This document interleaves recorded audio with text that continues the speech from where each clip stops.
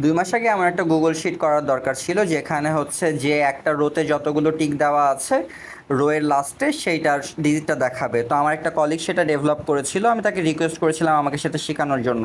তো সে আমাকে বলেছিল এটার জন্য জাভা স্ক্রিপ্ট, C++ অনেক কিছু জানা লাগবে অ্যান্ড আদার্স, সে আমাকে কোনোভাবে শেখায় নাই।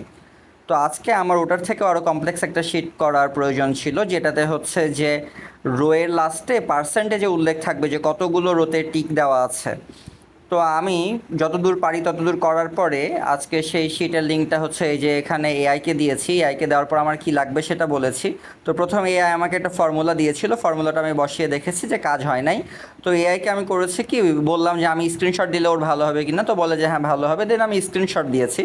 স্ক্রিনশট দেওয়ার পরে এআই আমাকে যে ফর্মুলাটা করে দিয়েছে, যে কোডটা দিয়েছে, আমি সেটা কপি করে নিয়ে যে যখন বসালাম তখন দেখছি যে সেটা অ্যাকুরেটলি কাজ করছে। তো বেসিক্যালি যেটা হলো যে আমি যে মানুষটা হয়তো ফর্মুলা জানি না বা কোডিং জানি না, সেই মানুষটা কিন্তু এআই এর কাছ থেকে ফর্মুলা অ্যান্ড কোডটা করে নিয়ে বসিয়ে এই জিনিসটা ডেভেলপ করে ফেলতে পারলাম। সো আসলে আমার কোডিং স্কিল বা হচ্ছে যে ফর্মুলা মুখস্থ থাকা কোনো কিছুরই কোনো দরকার হলো না। এআই এই অটোমেশনটা ডেভেলপ করে ফেললো ভেরি স্মুথলি।